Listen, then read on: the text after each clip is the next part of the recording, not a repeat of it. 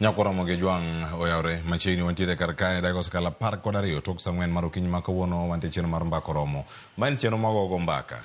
Wapuonjore godo kaka oganda kendo wagolo dok e itwa ka warango kaka piny Kenya ringo ahinya koro e gwengewa kama wantiere. E chenro ma kawuono nyakoro moge juang wadago mbaka kotenore kod gino mawacho ni en siro joma mine e kor gwengewa. Kuonde ma wadake joma mine nigi ting' mathoth ahinya. To bende giyudo sir madwarore. Githoro dhi e puothe, githoro manyo kuonde ma ginyalo ome pi. Ka diponi onge kama ginyalo yude teko mar sitima, giwuok gidhi moto, kendo ginyalo neno kaka gitedo. Tinende kalure kod lony kod lokruok mano mar kor lwasi, weche obiro mathoth ma bende nyalo keto ngima joma mine obede e yo moro makare. Kawuono twak ne watime yo mopogore ni mar odarangu ting' joma chuo kotenore kod siro joma mine. Twak ma kamae ne igeno yudo joma mine oyo. Kawuono aloso kod ng'ama wuoro kendo wadago mbaka kotenore kod kaka inyalo sir joma mine. Joma mine gi oting'o kacha mon liete kod mine mamoko bende manya bedo gi utegi to onge kod nyalo mano mar kelo kata keto chiemo e mesa. Ijiwo gi yo machal nade, isiro gi nade mondo mi gin bende giyude teko mokwongo mano mar kelo gimoro e mesa, kaeto bang'e nyithinde gi oyude kar bet makare moting'o nyaka kar somo kata kaka ginyalo yudo chenrogo mago mag thieth. Machiegni chenro nyinga Cleophas Oluoch jagisomo kanyakwar mokeo nyaka Chisango to kawacho nano okeo nyaka Chisango tiende ni mama wa en nyaka Chisango Sango Rota kendo koro kanyo kwalos kuom mine Nyasango bende koro bet piny kachiel kod kamine mamoko ka warango kendo wago mbaka ni achiel kachiel. Oro kuni machiegni nyakoro moge juang. Kawuono twak ma kamae ok abedo kenda ni mar en mbaka mwada goyo kodi nyaka e giko. Mano ka waluwo mana ka achiel kachiel wapenjore penjo to bende wapuonjore mana kama wantiere kodi ka achiel kachiel. Akoni kanyo ni an gi wuoro, en director, en ja ohala, ojaket mwandu, ojapur, jagik mathoth ahinya. Ta ahinya okinyi ma kawuono wantie kode kae mondo mi olernwa kaka joma chuo bende nyalo siro joma mine kor gwengewa mopogore opogore. Ka wantiere kae kod Thomas Agutu. Thomas Agutu en director mano mar Nyogaya Foundation mano medore county ma Siaya. Ka warango ting' chuo e siro joma mine oyawre kendo machiegni. Thomas, ang'eyo osebedo kinde malach ahinya, weche thoth ahinya mantiere ka, to mokwongo awinja ni koro nichiew nade kawuono. Erokamano Cleophas, Nyikwara Mogi, amosou kamoro amora ma untie ni oyawre. Erokamano.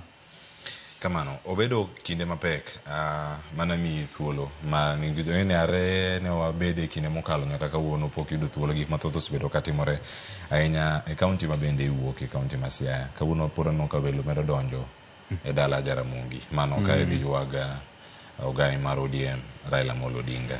Ote mari mokwongo ka wachako twak. Ya, kaka wacho, iluonga ni Tom Agutu, an wuoda Sembo Kabondo. Gweng' moro ni Obaga. Basi an wuoda Rieda. Kaka wuoda Rieda ng'eni en nyathi Bondo to baba icha wuok Bondo.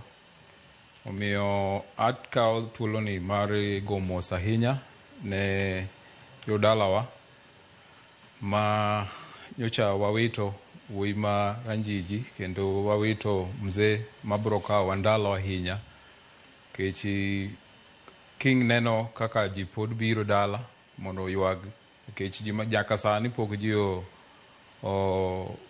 pok en wach mapek, ji pok oyie ni baba onge. Miyo wago mos ahinya tayudo katho kara en gima pek en gima mar dhano, but watimo mos kendo Nyasaye mondo omed telo ne jowa Joko Odinga, Nyasaye mondo ket chuny baba kamokwe. Erokamano. Mano bende ote ma pod wamendo bedo ka achiel kachiel. Gik mathoth ahinya ma pod wamendo luoni kanyo koro moge juang. Kawuono ka wantiere twak ka wakoni mathoth matimore kor gwenge ting' joma chuo e siro joma mine. Achako di Tom, ka irango kuom ng'ama wacho ni en bystander kata ng'obet abeta karango chenro moko kaka timre makori bed makori in champion makedo ne joma mine bende mondo mi oyudane kargi makare gima ginyalo timo e kor gwenge. Paro machalo kama mokwongo, jip machalo kama mar chwalo sir machalo kamagi kata joma mine inyalo sir gi e yo magi. Nitie yore mang'eny ma anyalo sirgo joma mine kendo anyalo wacho ni kadok chien matin an awuon ka adongo e lweti ng'ama mama kata obedo ni nan gi wuonwa to niyudo ni ndalo mang'eny nadak gi minwa omiyo ng'ama mama ema otaya ahinya molo kata wuoro. Koro anyalo wacho ni nalan gik mang'eny gima mama nyalo timo kendo mama iyudo ka sacrifice ne nyithindo, nyalo sacrifice ne gik mang'eny mondo ot kata dala odhi maber. To naneno ka nitie yore mang'eny. To ng'ama mama inya yudo ka gin gi chuny mar timo gimoro.